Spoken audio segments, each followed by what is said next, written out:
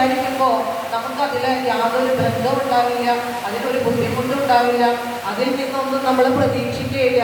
ആ കർമ്മങ്ങളൊക്കെ ഭഗവാന് വേണ്ടിക്കൊണ്ട് ചെയ്യാം എന്ന് വിചാരിക്കുമ്പോൾ ആ കർമ്മങ്ങളൊക്കെ ശുദ്ധമായിട്ട് മാറും. അങ്ങനെ ശുദ്ധമായിട്ട് ചെയ്യാനേ പറ്റുള്ളൂ. വേറൊരു കർമ്മം നമുക്ക് ചെയ്യാനായിട്ട് സാധിക്കില്ല. ഭഗവാന് വേണ്ടിയിട്ട് ചെയ്യേണ്ട കർമ്മങ്ങൾ, മലിനമായിട്ടുള്ള ഒരു കർമ്മം നമ്മൾ ചെയ്യുകയില്ല. അങ്ങനെ ഓരോ കർമ്മവും ശുദ്ധമായിട്ട് ചെയ്യും.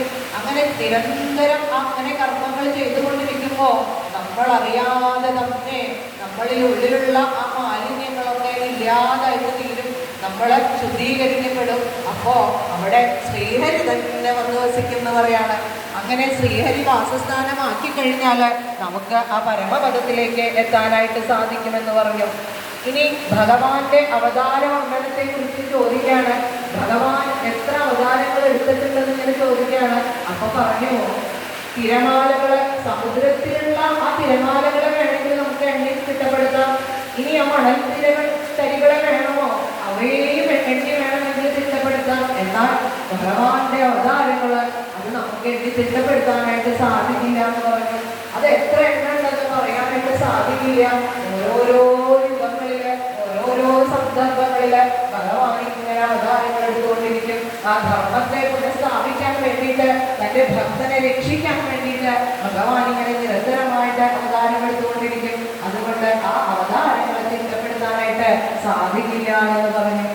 എന്നിട്ട് ധ്രുവിളൻ എന്ന ഒരു നവയോഗി ഭഗവാന്റെ ആ ദശാവതാരങ്ങളെ കുറിച്ച് പറഞ്ഞു കൊടുത്തു.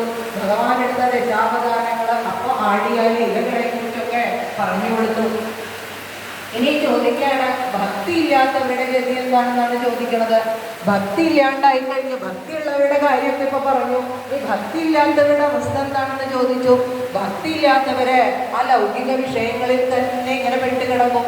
അപ്പോൾ ലൗകികമായിട്ടുള്ള സുഖങ്ങളൊക്കെ ലഭിക്കുന്നതിന് വേണ്ടിയിട്ട് അങ്ങനെയുള്ള കർമ്മങ്ങൾ ചെയ്യും.